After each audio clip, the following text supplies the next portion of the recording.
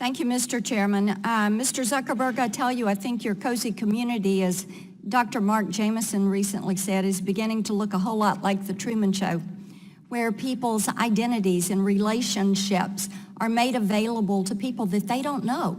And then that data is crunched and it is used, and they are fully unaware of this. So I've got to ask you, I think what we're getting to here is who owns the virtual you?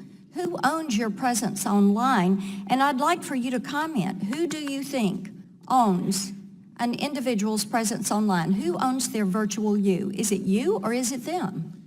Congresswoman, I believe that everyone owns their own content online. And that's the first line of our terms of service. If you read it, says that. And where does privacy rank as a corporate value for Facebook?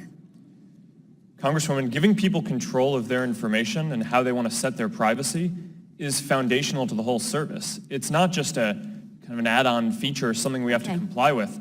Well, the reality is, if you have a photo, if you just think about this in your day-to-day life. No, I can't let you filibuster right now.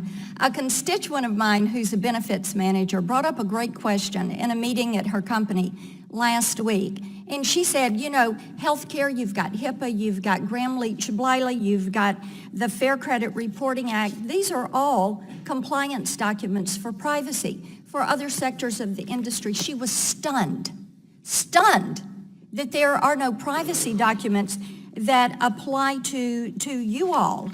And we've heard people say that, you know, and you've said you're considering maybe you need more regulation. What we think is we need for you to look at new legislation. And you're hearing there will be more bills brought out in the next few weeks, but we have had a bill, the Browser Act, and I'm certain that you're familiar with this. It's bipartisan, and I thank Mr. Lipinski and Mr. Lance and Mr. Flores for their good work on this legislation. We've had it for over a year, and certainly we've been working on this issue for about 4 years. And what this would do is have one regulator, one set of rules for the entire ecosystem. And will you commit to working with us to pass privacy legislation, to pass the Browser Act? Will you commit to doing that? Congresswoman, I'm not directly familiar with the details of what you just said, but I certainly think that regulation in this area... Let's get familiar with the details. As you have heard, we need some rules and regulations. This is only 13 pages. The Browser Act is 13 pages, so you can easily become familiar with it, and we would appreciate your help.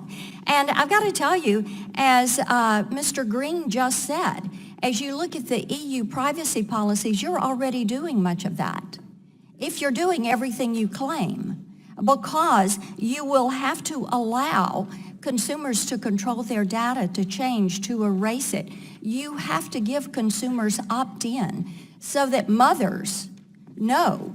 My constituents in Tennessee want to know that they have a right to privacy, and we would hope that that's important to you all.